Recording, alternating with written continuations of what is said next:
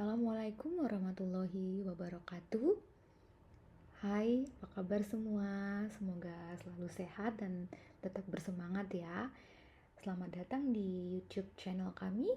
Perkenalkan, nama saya Indrawati dan ada rekan saya, Ibu Ade Kristianti.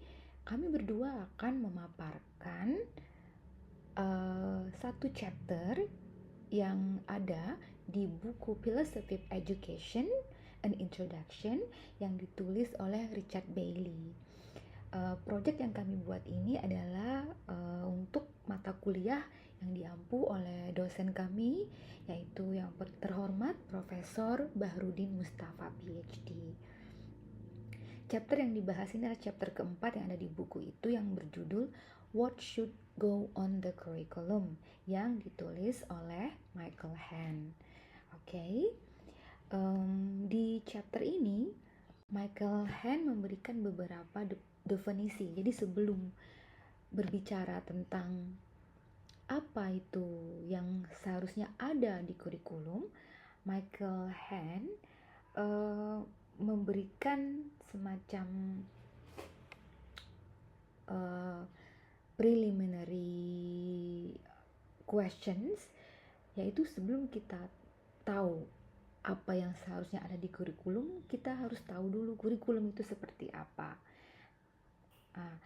Di sini Michael Hann memberikan suatu definisi tentang kurikulum yang ditulis oleh Paul Hirsch, di mana Paul Hirsch mendefinisikan kurikulum sebagai sebuah program yang berisikan kegiatan belajar mengajar, di mana semua aktivitas di dalam program tersebut didesain sedemikian rupa sehingga siswa-siswa tersebut bisa mencapai tujuan akhir pembelajaran itu sendiri. Nah, itu definisi yang pertama dari Paul Hirsch. Definisi yang berikutnya itu dari John Wilson. John Wilson berpendapat bahwa kurikulum adalah seperangkat pembelajaran yang didesain sedemikian rupa dalam jangka waktu tertentu. Wilson juga mengatakan bahwa kurikulum sejatinya berisi aktivitas pembelajaran yang terstruktur, berurutan, dan juga berkelanjutan. Nah, selanjutnya Michael Hann memberikan definisi untuk kurikulum yang telah disebutkan sebelumnya tadi dengan memberikan dua pertanyaan kunci ya. Di sini Michael Hann, menurut Michael Hann, sebelum kita berbicara tentang isi, rencana, dan juga tujuan pembelajaran, kita harus lebih dahulu memperhatikan permasalahan filosofis di balik kurikulum itu sendiri. Michael Hann meyakini bahwa kurikulum bukan hanya soal pembelajaran, tapi lebih kepada semacam memberikan pernyataan yang nantinya kita tidak hanya belajar dari definisi kurikulum yang ada, kita juga harus memikirkan beberapa batasan dari istilah-istilah yang ada. Misalnya, dari dulu kita sudah mengenal yang namanya istilah learning, acquiring, dan juga knowing. Nah, apakah level ataupun services dari batasan learning itu seperti apa, acquiring seperti apa, dan knowing itu seperti apa? Apakah itu juga dibahas di kurikulum? Nah, Michael Hann memberikan dua pertanyaan itu. Nah, dan selanjutnya Wilson menambahkan bahwa suatu sistem pembelajaran yang melibatkan pengetahuan secara profesional itulah yang disebut belajar sesungguhnya. Wilson memberikan contoh tentang professional knowledge itu sendiri adalah sebagai berikut. Ini contohnya ya. Seseorang yang secara teori telah belajar tentang cara menerbangkan pesawat, bukan berarti dia bisa menerbangkan pesawat tersebut. Jadi setelah belajar teori dan juga mempraktekkan, apakah orang tersebut bisa langsung masuk ke dalam cockpit and then dia mengajak beberapa penumpang? Ya, tidak seperti itu ya. Atau contoh yang lain, seseorang yang telah belajar tata cara kesopanan dalam kehidupan sehari-hari. Apakah itu berarti dia akan mempraktekkannya sesuai dengan teori yang telah didapatkan? Wah, kita tidak bisa menggaransi ya, meyakinkan orang lain untuk langsung mempraktekkan apa yang sudah dia pelajari. Mungkin saja dia tidak mau. Nah, batasan seperti itu juga didefinisikan dengan jelas ya dengan dalam teorinya John Wilson. Yang berikutnya, John Wilson juga memberikan semacam distingsi yang jelas antara know how and ability. Nah, di sini kami memberikan suatu contoh, yaitu dua terms ya, performance and competence. Jadi know how and ability, and know to, competence dan performance, di mana competence atau kompetensi adalah kemampuan dasar yang dimiliki oleh setiap individu yang mencakup aspek pengetahuan, keterampilan, dan sikap kerja yang sesuai dengan standarisasi yang diharapkan. Sedangkan performance ataupun performa ataupun kinerja adalah kemampuan dalam melaksanakan segala tugas yang diberikan dan hasilnya sesuai dengan standar yang sudah ditetapkan. Jadi know to do and know how to do itu suatu hal yang sangat berbeda ya menurut Wilson. Nah, berikutnya kita mengkaji suatu bagian kurikulum yang sudah sangat akademis, misalnya kurikulum yang ada di perguruan tinggi ataupun di sekolah-sekolah ya, academic kurikulum di sini namanya. Ada dua key questionsnya juga di sini ya. Teori yang berkenaan dengan academic kurikulum ini diperkenalkan oleh R.S. Peter dalam bukunya Ethics and Education tahun 1966. Menurut Peter, kita tidak bisa dengan simpel mendefinisikan kurikulum itu adalah seperti ini atau seperti itu sebelum kita memahami dengan sungguh-sungguh kriteria apa saja yang mengindikasikan kualitas pendidikan itu sendiri.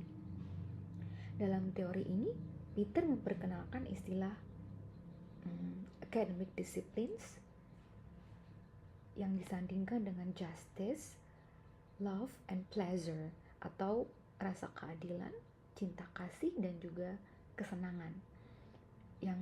Dan tiga unsur ini ada di dalam pendidikan ya menurut R.S. Peter. Peter memberikan argumennya bahwa apabila tujuan suatu pemberian materi pembelajaran adalah membuat siswa-siswa kita merasakan kesenangan, semangat dalam belajar, dan mereka merasa diperlakukan adil oleh gurunya tanpa terkecuali. Dan mengapa hal-hal seperti ini justru diabaikan dalam implementasi kurikulum itu sendiri, bukan menjadi hal prioritas? Selama ini objektif tujuan pembelajaran itu prioritas, tapi apakah menurut Peter, apakah kita pernah mengevaluasi selama belajar siswa kita bahagia nggak sih? Siswa kita merasa diperlakukan adil nggak sih? Siswa kita merasa nyaman nggak dengan kita sebagai gurunya? Nah, atau malah membuat dia merasa tidak tertarik dengan pembelajaran yang kita berikan. Nah, sekali lagi Peter juga membuat kita berpikir ya, dalam menyusun materi itu nanti siswanya seneng gak sih? Oke, kita beri game misalnya kan gitu, dan ini let's say kita kaitkan dengan effective filter hypothesis ya, karena ini di bidang bahasa. Jadi effective filter hypothesis ini di suatu teori tentang language acquisition yang dikembangkan oleh Krashen. Menurut Krashen ya, dalam belajar, faktor afektif ini sangat mempengaruhi proses belajar tersebut. Jika filternya tinggi, maka akan terbentuk suatu mental block. Mental block itu sendiri di mana siswa merasa tidak nyaman, takut, ya, dan itu bisa dipastikan bahwa tidak akan ada yang didapatkan oleh siswa tersebut selama pembelajarannya. Tetapi kalau filternya itu rendah, jadi siswa merasa nyaman, rileks di kelas, ya, diperlakukan adil tadi berdasarkan teorinya Peter itu, siswa tersebut akan ya experiencing, dia akan merasa, oh hari ini aku senang dan aku hari ini semangat belajar dan aku akan mengaplikasikan apa yang sudah aku dapatkan ini di sehari-hari, karena one of the biggest jadi objektif dari pembelajaran bahasa itu apa sih selain mungkin siswanya dapat nilai bagus, ya tidak lain adalah untuk membuat mereka berkomunikasi dalam bahasa Inggris itu sendiri. Jadi mereka mempraktekkannya yang tadi disebutkan, inilah yang dinamakan competence. Jadi mereka bukan cuma belajar how to, tapi mereka juga sudah produce it in daily life. Nah, ya, oke. Nah, dalam kurikulum, apakah ini sudah menjadi prioritas? Apakah kita sudah dengan explicitly secara tertulis menuliskan hal-hal tersebut yang tadi ya, love, pleasure, justice itu di dalam kurikulum kita? Wah, ini yang dikritisi oleh para filsuf yang ada di buku ini, terutama di chapter kurikulum ini. Sangat menarik ya. Nah, dan selanjutnya akan diterangkan oleh rekan saya, Ibu Ade. Nah, silakan Ibu Ade. Assalamualaikum warahmatullahi wabarakatuh. Saya Ade Kristanti Yuda Bestari akan melanjutkan penjelasan yang sudah disampaikan oleh Ibu Indrawati mengenai what should go on curriculum based on philosophy of education. Saya akan membahas mengulas apa sih vocational curriculum dan juga virtue based curriculum. Vocational curriculum ya, jadi dari buku yang ditulis oleh Michael Henn ya pada buku Philosophy of Education, yaitu bahwa kurikulum ini menurut pandangan umum, kurikulum itu harus mencakup bentuk-bentuk penyelidikan teoritis dan juga harus mencakup bentuk-bentuk kegiatan praktis yang pada waktunya akan digunakan oleh kaum muda dalam mencari nafkah atau di kehidupan sehari-harinya. Selain itu juga menurut para filosofer kurikulum kejuruan ya, tugas pertama sekolah adalah membekali anak-anak atau siswa-siswanya bukan dengan keahlian dalam disiplin akademis, tetapi juga dengan pemahaman kapasitas kritis yang akan mereka butuhkan dalam kehidupan profesional dan juga kehidupan sehari-hari mereka.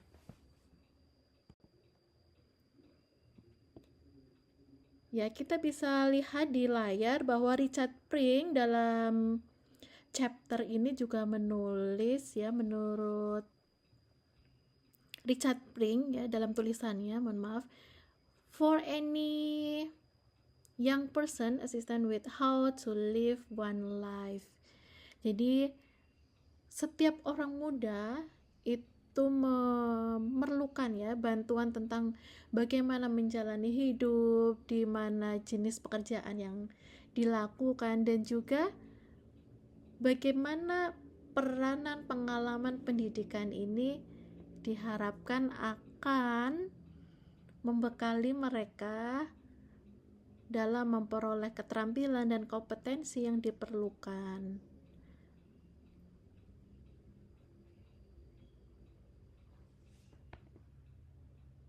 Ya, jadi poinnya adalah di skill dan kompetensinya. Untuk menguatkan juga mengenai pendapat ya mengenai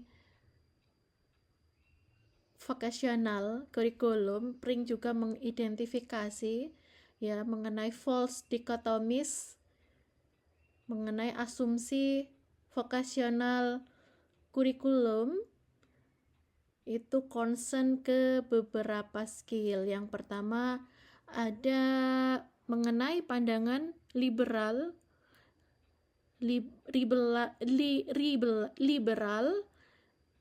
is constructed with vocational as if the vocational properly taught cannot itself be liberating way into those form knowledge of which a person is freed from ignorance and open to new imagining new possibilities gitu ya. Jadi liberal yang pertama ada pandangannya mengenai liberal dan vokasi, lalu teori dan praktis, dan juga education and training. Dalam bagian ini, Pring mengidentifikasi beberapa anggapan ya. Yang pertama, liberal dikontraskan dengan kejuruan, seolah-olah kejuruan yang diajarkan dengan benar tidak dapat dengan sendirinya membebaskan jalan menuju bentuk-bentuk pengetahuan yang melaluinya seseorang terbebas dari ketidaktahuan. Lalu, teori dan praktek ya. Teori digambarkan sebagai dunia abstraksi, pemahaman mendalam, kebijaksanaan terakumulasi yang ditetapkan dalam buku-buku. Lalu praktek di sisi lain diidentifikasikan dengan melakukan daripada berpikir gitu. Jadi Pring ini menulis ya mengenai teori dan praktek ini seperti apa digambarkannya. Lalu mengenai konsep pendidikan dan pelatihan, ini disampaikan bahwa tidak berarti sama antara pendidikan dan pelatihan atau education and training. Apa itu sih education atau pendidikan, bedanya apa gitu ya? Untuk pendidikan ada proses menunjukkan pemahaman yang relatif luas dan kritis terhadap berbagai hal. Lalu untuk training atau pelatihan menunjukkan persiapan untuk tugas atau pekerjaan yang relatif spesifik, begitu ya. Namun dari makna yang berbeda dan aktivitas yang dapat disampaikan di sini ditegaskan oleh Pring bahwa keduanya itu aktivitasnya sama, dapat bersifat mendidik dan melatih gitu ya. Misalnya guru magang dapat dilatih untuk merencanakan pembelajaran begitu ya. Jadi teman-teman bisa mengidentifikasi pendapat dari Pring ini. Ini ada key question juga yang membahas gitu ya. Jadi bahan berpikir kita juga mengenai liberal dan kejuruan, teori dan praktek, lalu education dan training. Lalu apakah pekerjaan dan aktivitas praktek menawarkan jalan menuju pengetahuan yang melaluinya seseorang terbebas dari ketidaktahuan gitu ya, menuju imajinasi baru begitu.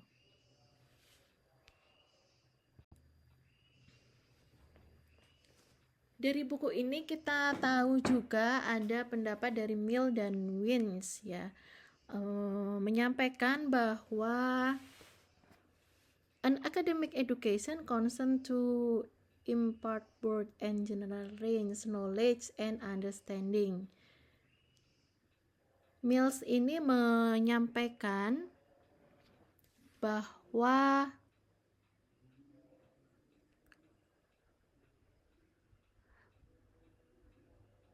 pendidikan akademis yang bertujuan untuk memberikan pengetahuan dan pemahaman yang luas dan umum lebih baik daripada pendidikan kejuruan. Sehingga John Mill ini menulis gitu ya, memberikan contoh bahwa pria adalah pria sebelum mereka menjadi pengacara. Jika Anda menjadikan mereka pria yang cakap dan bijaksana, mereka akan menjadikan diri mereka sendiri sebagai pengacara yang cakap dan bijaksana. Lalu para pembela kurikulum kejuruan atau vocational curriculum mengusulkan beberapa solusi mengenai masalah ini. Tetapi solusi tampaknya tidak memuaskan bagi banyak orang juga ternyata. Sehingga Wins ini menuliskan pemikirannya itu adanya pre-vocational education. Jadi pendidikan persiapan kejuruan.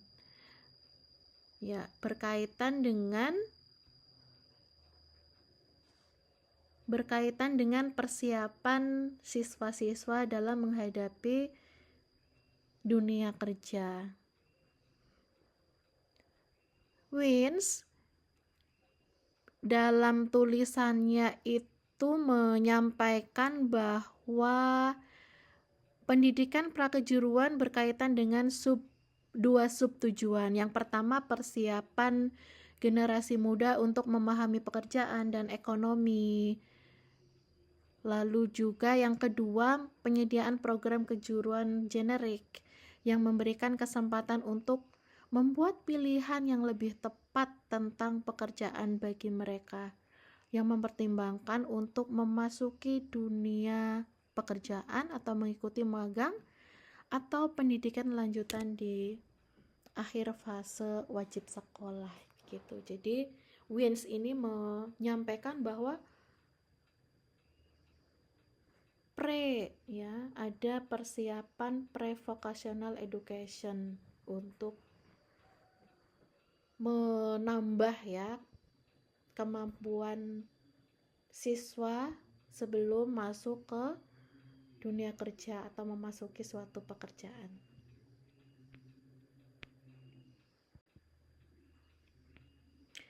Tadi kita sudah membahas mengenai vocational curriculum ya teman-teman. Lalu yang selanjutnya adalah virtue based curriculum. Jadi dilanjutkan lagi pandangan apa sih yang harus ada di suatu kurikulum gitu ya.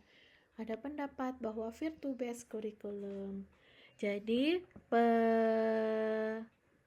dalam pembahasan ini disampaikan bahwa kurikulum itu harus berbasis kebajikan atau moral atau kebaikan untuk menghadapi tantangan mengenai kurikulum gitu. Nah, muncul lagi begini. Jadi untuk menguatkan kurikulumnya, para filosofer ini memulainya dengan satu pertanyaan seperti ini. Orang seperti apa yang kita inginkan untuk anak-anak gitu ya dari suatu kurikulum itu? Lalu jenis jawaban yang muncul dari pertanyaan tadi adalah bukan hanya kegiatan yang berharga, tetapi kualitas pribadi atau kebaikan atau moral dari para siswa. Ini key question juga yang ada di buku yang ditulis oleh Michael Hann ya pada chapter 4 ini.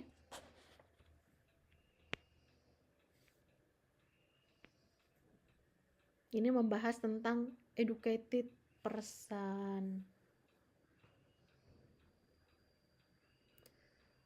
Pertanyaan kunci yaitu seberapa meyakinkan menurut Anda deskripsi White tadi ya tentang orang yang berpendidikan, lalu bagaimana kontroversialnya gitu ya. Apakah ini kualitas yang kita semua ingin anak-anak miliki? Virtu tadi ya.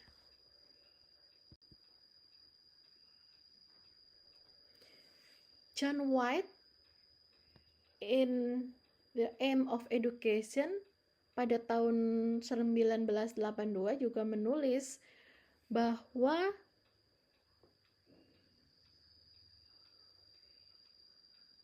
tadi ya setelah munculnya pertanyaan mengenai orang seperti apa yang orang tua inginkan dari anak-anaknya, seperti itu ya. John ini menuliskan bahwa orang yang terpelajar adalah orang yang cenderung bertindak dengan cara tertentu daripada cara yang lain. Ia memiliki kebaikan umum berupa kehati-hatian, lalu kepedulian terhadap kebaikannya itu sendiri. Lalu juga White ini menuliskan keutamaan dari virtu based curriculum ini munculnya mengenai sifat atau kebaikan seperti kehati-hatian, keberanian, kesederhanaan, dan kebaikan moral lain yang tercermin dari atau dimunculkan dari suatu kurikulum supaya karakter-karakter ini bisa muncul begitu. Nah, filosofer Haydn menyampaikan pendapatnya seperti ini teman-teman. Jadi alasan kuat untuk kontroversi pada apa yang dapat dilakukan sekolah dengan baik yaitu mengajarkan yang bersifat kognitif secara luas. Menumbuhkan kebaikan menurutnya adalah salah satu hal yang tidak dapat dilakukan oleh sekolah dengan baik. Tapi Haydn ini menyampaikan pendapatnya bahwa sekolah belum tentu bisa menyampaikan nilai-nilai kebajikan itu dengan baik, apalagi nanti dengan bagaimana seorang guru itu bisa mengimplementasikan virtu tersebut di dalam suatu kurikulum gitu.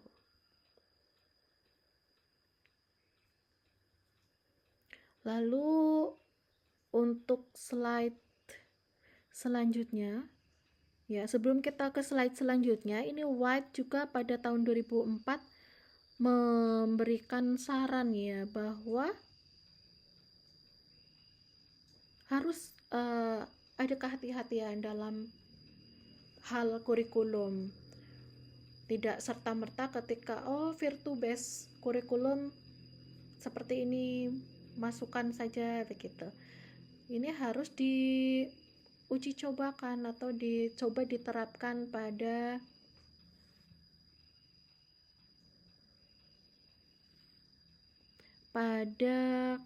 pembelajaran atau dapat dilakukan dengan bereksperimen dengan mata kuliah berbasis topik terpadu dan juga kelompok mata pelajaran atau mata kuliah yang lebih luas. Meskipun White juga menyampaikan bahwa tampaknya tidak masuk akal itu, sulit ya. Ini ada tambahan ya bahwa antara vocational dan virtu based curricula ini memberikan ya beberapa, pastinya ada keuntungan dan minusnya gitu. Bahwa virtu education menyediakan siswa dengan practical skill ya. Lalu vocational tadi ya, menyediakan siswa atau menawarkan atau dominan dengan practical skill. Lalu untuk virtue based ini untuk membentuk karakter.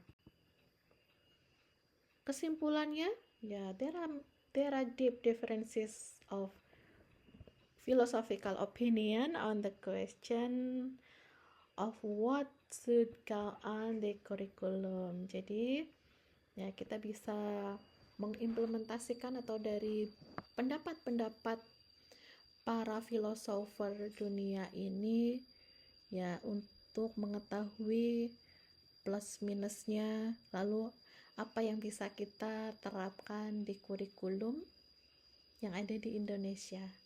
Terima kasih paparan dari saya, Ade Kristanti, dan juga dari Ibu Indrawati. Tadi sudah dimulai dari introduction-nya, lalu apa yang harus ada pada kurikulum akademik seperti apa, vokasi, virtu, dan sampailah di akhir bahwa ya kita harus bijak untuk menerapkan dan menyiapkan kurikulum yang baik untuk siswa. Terima kasih. Wassalamualaikum warahmatullahi wabarakatuh.